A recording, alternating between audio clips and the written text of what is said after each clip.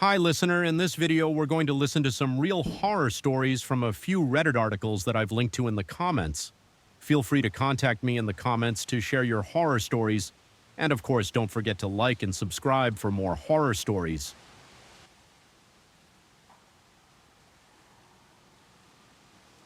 Once a year, my parents had me take a blood bath. It was always on the day before my birthday, a tradition I didn't enjoy but never questioned. My mother would lead me to the tub, my father sitting on the edge, dipping his fingers in to check the temperature for me. I would sit while they washed it into my skin and hair, making sure that I was completely covered before letting me get out. Then I would have to wait as it dried, making my skin feel tight and sticky. I was then sent off to bed with a hug and kiss. On my birthday, the first thing I did was shower off, watching the red retreat down the drain. Then it was like any other birthday, singing, presents, and cake. It never crossed my mind that our tradition was abnormal. I was excited for my 10th birthday. The prospect of having 2 digits to my age was exhilarating to me. I'd been homeschooled my whole life, but had plenty of friends in my neighborhood to invite to my party. I was asking my friend Jimmy if he was going to be able to come when I caught a glimpse behind the veil. "Ah, man, I have to go visit my cousins on Saturday, but maybe I can play with you the day before," he had asked. I thought about it but knew that my annual bath was due that day. Disappointed, I explained to him why that wouldn't work. "Shucks, that's the day I have to take my bath," I told him. "Okay, well, maybe after that?" "No, I'll be all sticky. Plus all the blood gets on everything." I could tell by his expression that I had said something wrong.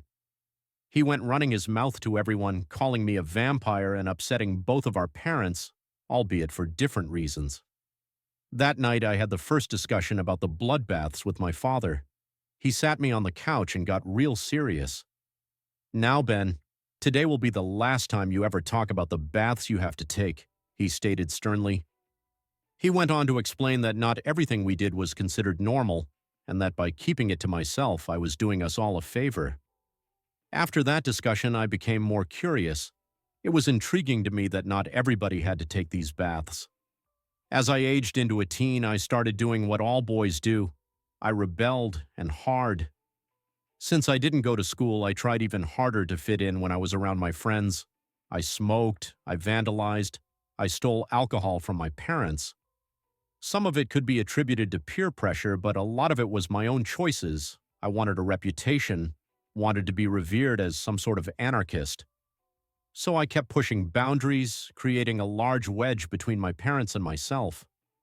The eve of my 16th birthday, I decided that I would refuse my bloodbath. I was lying on my bed, listening to music and reading, when my mother came in to tell me they had gotten it ready for me. I knew it was coming, had my response ready. "I'm not taking it," I said, refusing to look up from my book. "Ben, please don't make this difficult. You know you need to," she said, wringing her hands fretfully. I continued to ignore her as she pleaded. After a while, my father came down to see what the delay was. "What's going on?" he asked, appearing in the doorway. My mother told him the situation, his face turning bright red. "Ben, this is happening one way or another," he shouted. I threw my book across the room. "Oh, you think so?" I fired back, instantly bristling to the challenge. His eyes widened and his nostrils flared out. He was more angry than I had ever seen him. "That's right," his voice now becoming a growl. Without a second thought, I charged at him, knocking him aside and running down the stairs. I could hear him screaming at me all the way past the driveway, begging me to return. I ran for a long time, finally running out of breath and resting near a city bus stop. I sat down for a few minutes, aware of a strange sensation at the ends of my fingers. They felt tingly for a bit, then they started to feel hot. Terrified, I watched as they began to blister, running up past my knuckles and cracking open the skin on their way upward. Howling in agony and shocked by what I was seeing, I fell to the ground and writhed. There wasn't a soul around. My cries for help went unanswered as the skin kept on bubbling and cracking, making it all the way up to my elbows. Headlights appeared in front of my eyes. Though I was nearly blind with pain, I recognized my father's car. He leapt out, grabbing me under my armpits and pulling me into the vehicle. I kept screaming during the drive, showing him my disintegrating arms. We drove at a breakneck pace, my father cursing the whole time. His face white, he told me to hold on a little longer, that I would be okay soon. I expected him to take me to a hospital. When we pulled into our driveway, my entire arms and shoulders looked like raw hamburger meat, the skin blistering around my neck and down my sides. It was the most intense agony I had ever been in. My body went into shock. I vaguely recall being carried out of the vehicle, my mother running out to help. We went up the stairs, both of them grunting under my weight. Then blackness took over.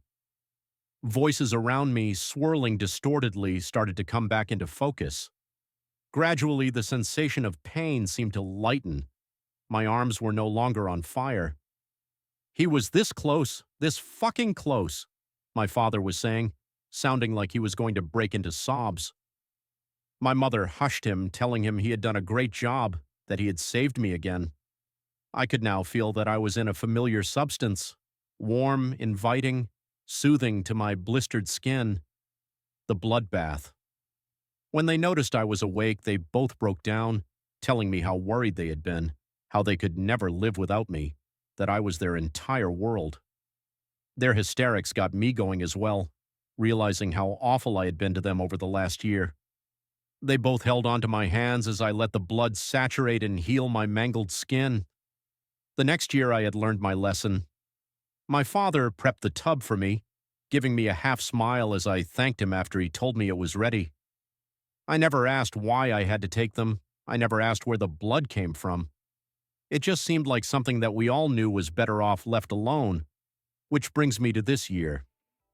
My father, who is now in his 60s, sat me down again. Ben, it's time you understand some things.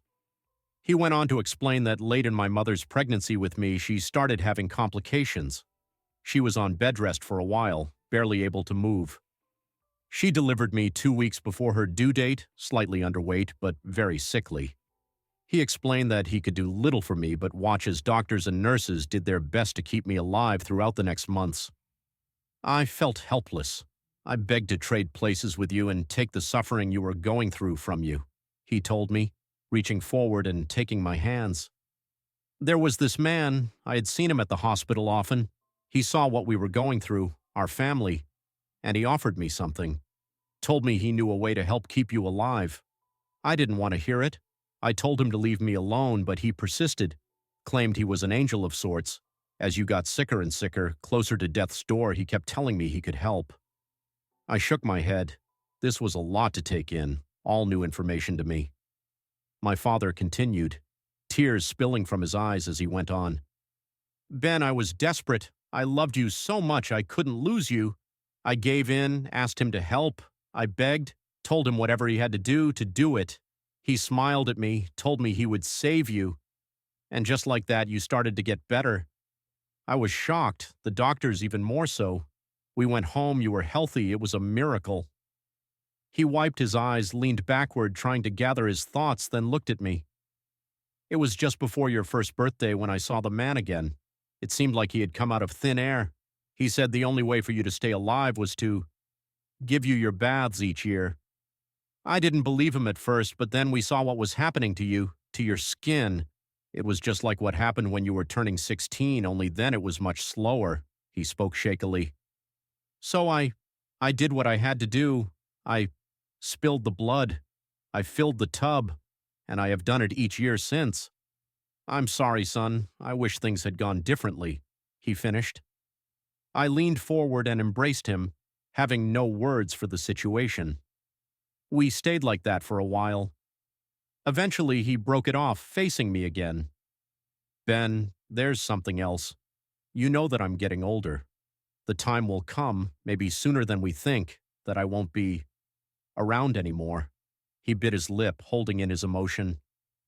Ben, when that happens, you'll have to start filling the tub up yourself.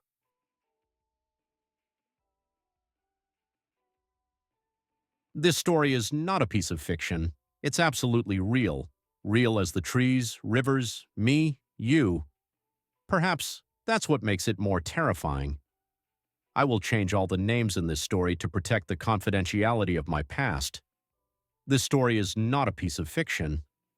Before starting the story, I want to give a bit of perspective about where I lived, my locality, and my neighbors. It all happened a long time ago when I was just a 10-year-old kid. I lived in my mom and dad's house at the time. It was a big house with trees surrounding it on all sides. We lived in the city, but somehow the environment felt very serene and peaceful. Unlike the noisy, crowded, and polluted scenarios you expect in a city. The locality consisted of 5 families, including us, and all the houses were adjacent to one another. So the neighbors were always at the beck and call for one another. Amongst all the neighboring families, there was one family, which always stood out apparently for no particular reason. They were the professors. They were called so because almost all of them were professors. This story is about an incident which happened concerning them. The professors consisted of 5 members. Mr. John, a reputed professor of Essex College, who was teaching for the last 45 years without ever taking a leave. He was known as a strict outside, gentle inside kind of teacher. He would give you the harshest of punishments, but if you cannot understand anything or fail to attend classes due to important reasons, he would teach you until you had your doubts cleared, no matter how much time it took to do so. For this reason, he was loved by his students, despite having an anti-hero personality.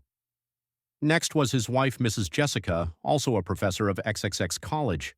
She is the type of teacher that you cannot hate. Sweet, caring, and motherly, she made everyone love her, no matter how much you tried to feel otherwise. Following them were Mr. James, John's much younger brother, and Mrs. Olivia, his wife.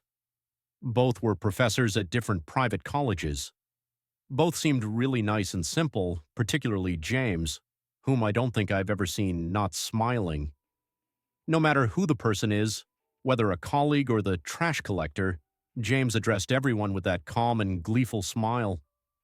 Final member of the family was Dolores, John and James's sister. She was not a professor like the other members, not even normal, according to the other neighbors.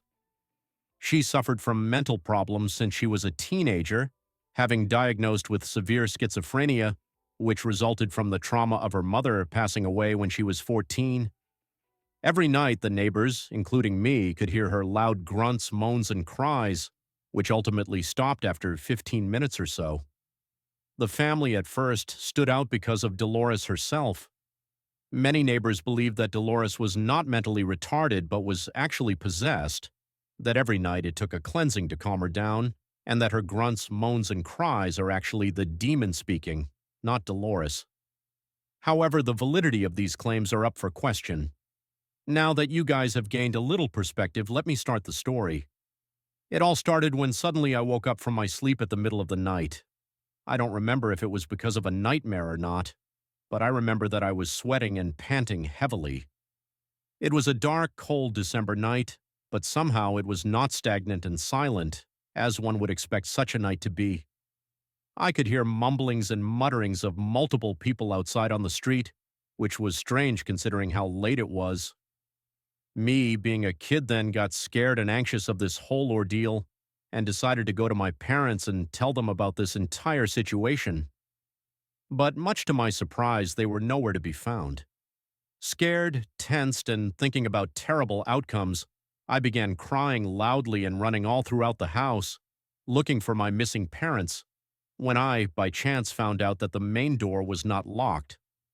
Gathering all my leftover strength, I went out the door to see a small gathering of people, about 10 to 20 people on the street, closed in like a huddle, all of them whispering among one another. At the back of this gathering were my mom and dad. They were trying to get in front of the crowd to get a better view of something. As soon as I figured out that they were my parents, I ran towards them and hugged my father from behind, tears still running down my cheeks. My father, though shocked at first, seeing me cry, consoled me, wiped my tears, and put me atop his shoulders, my favorite ride. It was then when I saw what all the ruckus was about. It was dark, but I could clearly figure out a man lying face up with his eyes closed. I was a kid, so it was pretty weird for me seeing a man sleeping on the middle of the road. So I asked my father, why was this man lying on the middle of the street? He didn't reply, but told us that we all should return back to the house and go to sleep as it was pretty late. As we were about to head back, we were stopped in our tracks by what is the most terrifying scream I had ever heard. A scream that gave me nightmares for a week after that incident. I was pretty afraid and confused by that time as to what was happening then. I saw many people head inside the house, as did my parents, after telling me to stay there and wait for them. But as a curious boy who never listens to anyone, it was a difficult order to comply to, and I secretly followed them inside the house. The house itself was not that big, being a two-story house, but I saw everyone heading for the roof, the source of the screams. The roof had a small kucha house from where smoke was coming out, along with the screams. The neighbors broke down the door as it was locked from inside, and as it opened, I saw what I can describe as stuff of nightmares. Inside the house was a woman of around 50 years of age, on fire, with her lower body burnt so badly that there was no flesh remaining. Her muscles were being burned to expose the bones within. Her face, in utter anguish and pain, those expressions I can never forget. She ran around the house frantically as if to escape the wrath of the fire that was burning her alive. I saw muscles fall off her body as she was running, like a well-cooked piece of chicken that melts in your mouth. I couldn't take it anymore and ran from there as fast as I could. I felt like vomiting, that smell of burnt flesh lingering on my nose making me nauseous. So I ran straight inside my house and into my room, not even waiting for my parents. I couldn't sleep well for the remainder of the night, the screams and her face working as nightmares and disturbing my deep sleep incessantly. The next day, I expected my parents to be serious and gloomy because of what happened the night before, but they were behaving normally, even to the point of behaving too good. Perhaps to make me forget about what happened last night and lighten the mood. And it worked. Everything. I forgot everything in a couple of weeks. It was after many years, when I was an adult, that my parents told me the entire story. That night, Mr. John committed suicide. He jumped from the roof of his house and ended his life. But his suicide was in no way normal. Firstly, he was found facing upwards on the ground. It was a pretty strange position to be in when you are committing suicide. Mostly those who die of suicide are found face down on the ground. Secondly, there was little to no amounts of blood flowing from his body. How is it possible to have such low amounts of blood from a fall which killed you? Which brings me to the third point. As I mentioned before, the house was two-storied. Jumping from its roof can break bones, but it's not so high that you can die from impact. So how can it kill Mr. John? These questions were never answered. Many of the neighbors suspected Dolores of killing her brother due to a psychotic episode, and then killing herself by setting herself afire due to the guilt and grief for her actions. But these are mere speculations. At present, the professors still live in that house, and grunts and moans are still heard at night. The only difference is that it's now Jessica who makes these noises, apparently having gone mad from the grief of losing her husband. All things aside, I cannot help but exclaim how similar these noises are to that made by Dolores when she was alive.